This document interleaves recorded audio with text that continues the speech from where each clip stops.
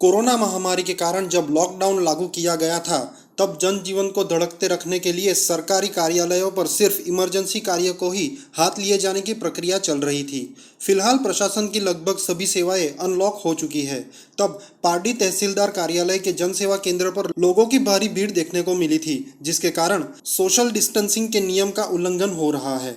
सरकारी विज्ञापन के मुताबिक हर एक ग्राम पंचायतों में राशन कार्ड में नाम कमी कराने एवं नाम जोड़ने, राशन कार्ड में सुधार करने जैसे राशन कार्ड से संबंधित कार्य को सिर्फ सोमवार और गुरुवार को 2 बजे तक ही अर्जियां स्वीकारने का समय रखा गया है, जिसकी वजह से आवेदकों को परेशानियों का सामना करना पड़ रहा है। आवेदकों की मांग है कि प्रशासन इस कार्य की समय सीमा बढ़ाए और दिनों में बढ़ोतरी करे, तो यही कार्य जल्द से जल्द पूर्ण हो जाएंगे और आवेदकों की तकलीफें भी दूर हो जाएगी। प्रशासन द्वारा सामान्य नागरिकों को कोरोना के नियम का पालन चुस्त तौर पर करने बार बार जानकारी देकर उसका उल्लंघन करने वालों के खिलाफ सख्त कार्रवाई भी की गई है। तभी सरकारी कार्यालयों में इन्हीं नियमों का सख्ती से पालन हो, ऐसी लोगों की मांग उठ रही है।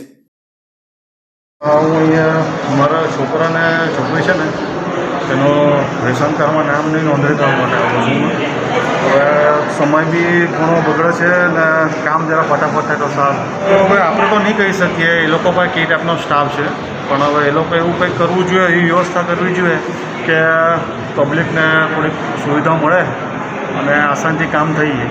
જે તો નથી જ, પણ હવે કામ તો કરવું જ પડે। જે હવે સરકારી જે આ કામકાજો છે એ તો કરવા જ પડે। એટલે થોડીક સર આ લોકો મામલતદાર સાહેબને જે બધા છે અધિકારીઓ એ થોડો સહકાર આપે અને આ જે થોડુંક છે એ કરે અને સમય ટાઈમિંગ વધારે, ક્યાં તો પછી સ્ટાફમાં કંઈક વધારો કરીને કામ પતે તો ઘણું સારું, સમયની બચત થાય, અમારે બી કામ ધંધા પર જવાનું આ થાય।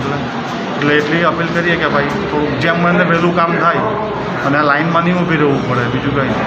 આધાર કાર્ડ રાશન કાર્ડમાંથી ઉમેરનું નામ કમી થઈ ગયેલું છે, એના માટે આવેલો છું અને 1 કલાકથી વધારે લાઇનમાં ઊભો છું।